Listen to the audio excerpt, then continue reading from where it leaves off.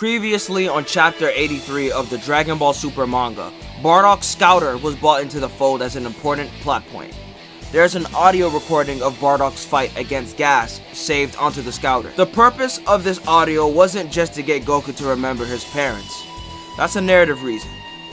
The whole point of the Scouter in this story was to find out what Bardock did to defeat Gas. This led me to believe that there's some sort of weakness, which does seem to be the case. However, his weakness wasn't as blatant as I thought it would be. Before we get into his weakness, I want to go over the abilities Gas had access to prior to the wish that made him the strongest in the universe.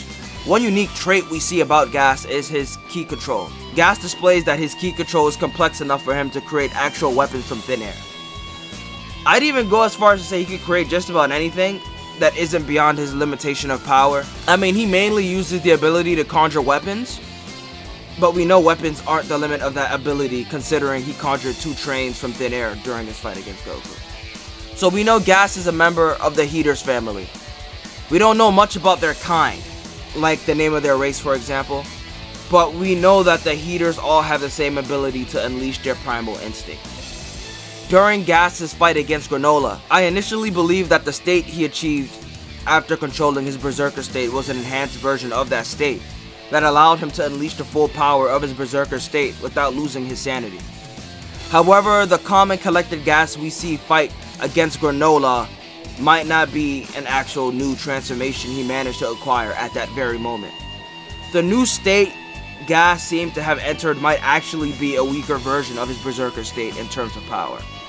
Basically, I think the second state that we see Gas use against Goku might actually be the first state, a form that's lower than the Berserker form, weaker but far more suitable for combat since the user maintains their sanity. So after Gas went on his rampage, there's a chance that Gas suppressed some of his primal power to make the form possible to control. Obviously, Gas's Berserker form would be seen as problematic since he can't perceive friend or foe. No one is safe around him, making him incredibly dangerous, even for his allies. While his unpredictable nature is a good reason for Elec to have disdain for the Berserker state, there might be another reason. The full release of Gas's primal instincts might actually be Gas's weakness. The entirety of Dragon Ball Super Chapter 83 Part 2 was pretty much centered around Gas's battle against Bardock. During their battle, we see Gas access his primal instincts against Bardock. Instead of going berserk, the form resembles the one he would later use after calming down from his Berserker state against Granola. When entering this form, Gas states that he was unleashing a bit of his inner nature, which means that the first release of his inner nature is merely just freeing a bit of his primal power. He uses just enough to strengthen himself. Using too much would put him at risk of losing his mind. There was a point during that fight where Gas was ready to finish Bardock off, conjuring a spear that was intended to kill Bardock. Monito jumps in the way of the spear, protecting Bardock. Monito getting in Gas's way angers him into releasing the rest of his primal power, entering into his Berserker state. However, there's a difference between this Berserker state Gas and the one we see against Granola. The younger Gas is capable of speech, while against Granola he was a raging Berserker. There might be a reason for that. I'll touch up on it later. Ultimately, Bardock defeats Gas, even with his primal instincts fully released. It seems that Bardock was getting stronger as the fight went on, similar to how Goku and Vegeta do later on in Dragon Ball Super, which is kind of strange considering he's considered a low-class Saiyan at this point. Yes, his power was far beyond the average low-class Saiyan, but he was nowhere close to becoming a Super Saiyan at this point. Although Bardock seemed to be getting stronger as the fight continued, I don't believe that was the only reason Gas lost that battle. Notice that Gas only started to lose after unleashing the full transformation. The full release of his primal instincts were triggered by anger.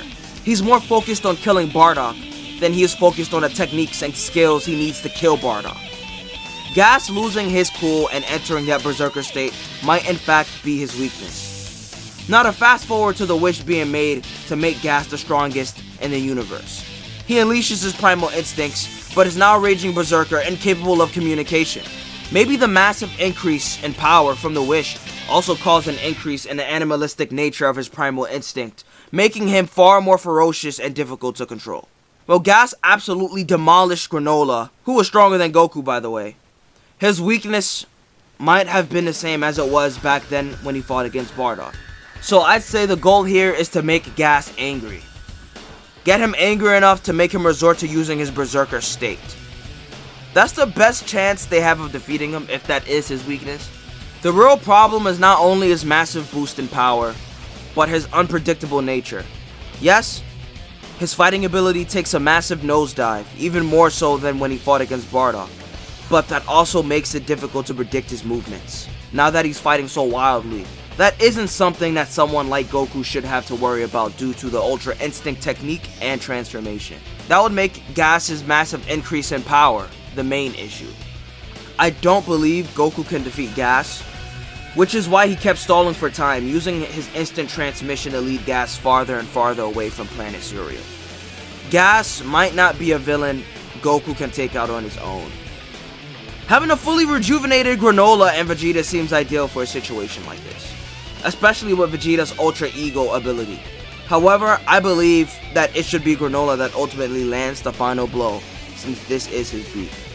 So everything I've said now has not been proved, but due to the lack of explanation during Bardock's fight against Gas, through deeply analyzing the chapter, it's just a conclusion I came to. I don't know if Toyotaro's gonna do some bullshit and change it up. If he does, it's whatever, but I think it's fun just looking at shit like this and just finding shit, you know? I might not be right. If I'm right, kudos to me, I guess, right? But we'll see what happens fucking next month. Jesus Christ. That's a long ass wait. But we've been doing it, so it's nothing new. Anyways, guys, I think that's it for this video. If you guys enjoyed this Dragon Ball video, please like, comment, and subscribe for more content like this. And I will see you guys in the next Dragon Ball video. Peace.